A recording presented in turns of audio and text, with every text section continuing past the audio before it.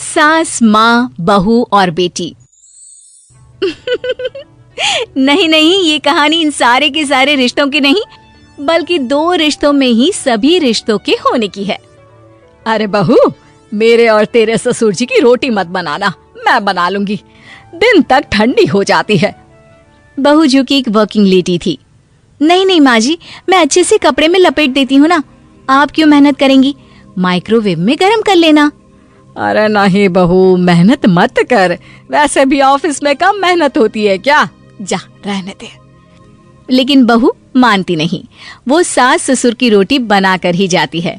दोपहर में खाने के वक्त ससुर जी कहते हैं, अरे बहू को रोटी बनाने के लिए क्यों मना कर दिया, क्या हो गया, ठंडा ही तो खाते आए हम लोग हमेशा से। अरे वो क्या है ना, सुबह ऑफिस जाती है, घर का सारा काम करने में वक्त लग जाता है, अरे थकती है वो अलग, तो मैंने सोचा बहाने से ही थोड़ा कम काम करवाऊं। ससुर मुस्कुरा रहे होते हैं। ये तो अच्छा है, बहू को समझना जरूरी है। वक्त बीत रहा था, घर में सब खुश थे कि एक दिन, माँ जी आप शाम को थोड़ा टहलने निकला करें, घर पर रह रहकर हड्डियां जाम होती है, पापा को भी ले जाया करिए, मैं वक्त पर तो आ जाती हूँ। बहू ठीक 5 बजे ऑफिस से घर आ जाती है। फिर चाय नाश्ता बनाकर सास ससुर के साथ बैठती, उन लोगों को सारा दिन का हाल बताती। रात को पति घर आता है। क्या बात है बेटा, ऑफिस से आकर कभी हम लोगों के साथ भी बैठा कर। अरे माँ, दिन रात काम करके मन ही नहीं करता, अगले दिन की फिर तैयारी होती है, आप और पापा ही कमरे में आ जाओ। इससे अच्छी तो बहू है, कितना भी थकी रहे, घर आकर हम लोगों के लिए चाय नाश्ता बनाना, फिर बातें करना। बहू ना होती तो हम बुढ़ा बुढ़िया तो बैठे ही रह जाते। सास और ससुर अब बहू के कहने पर शाम की सैर पर निकलने लगते हैं। सास की कई सहेलियां बनती है तो ससुर को भी कुछ बुजुर्ग लोगों का ग्रुप मिल जाता है। कैसा रहा सहेलियों के साथ शाम का वक्त? हम लोगों ने तो भाई खूब योगा किया।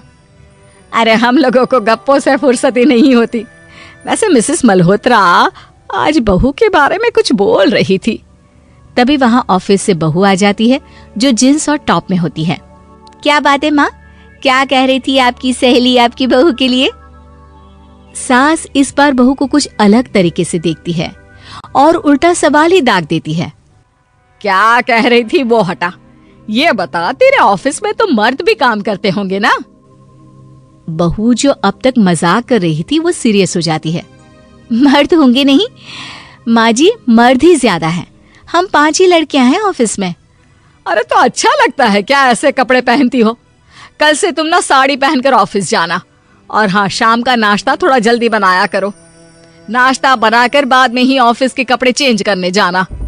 बहू को समझ में नहीं आता कि सास को हो क्या गया है, लेकिन वो कुछ नहीं कहती, सीधे किचन में जाकर चाय नाश्ता बनाती है और सास ससुर को दे देती है।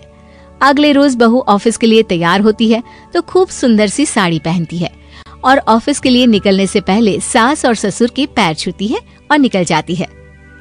क्या बात है, आज मेधा के ऑफिस में लग रहा है कोई फंक्शन है।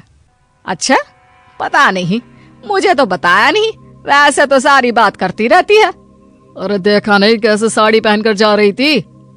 अरे वो तो मैंने ही बोला है उसे। अरे अच्छा लगता है क्या रोज रोज ऐसे सूट या जींस में जाना? बहू हो, बहू बनकर रहो, और आप भी ना मेधा मेधा मत किया करिए, बहू बोला करिए, सर पर चढ़ जाएगी तो दिक्कत हो जाएगी। सास अब बहू को बहू जैसा रखने लगती है, हर बात पर रोका टोकी, हर बात पर ताने। क्या बात है, आजकल लेट आ रही हो ऑफिस से? अरे चाय के लिए भी देर हो जाती है, हम लोग फिर पार्क में भी देर से पहुंचते हैं। सभी की बहुएं वक्त से चाय नाश्ता करा देती है अपने सास ससुर को, बस एक तू ही है जो उस वक्त ऑफिस से निकलती है।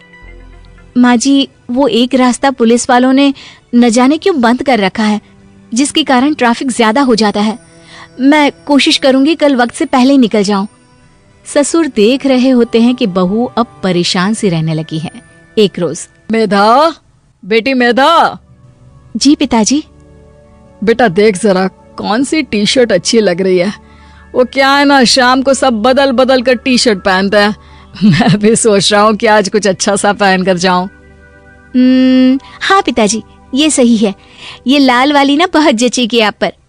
मेरे पापा पर भी डार्क रंग बहुत जचता है। क्या चल रहा है?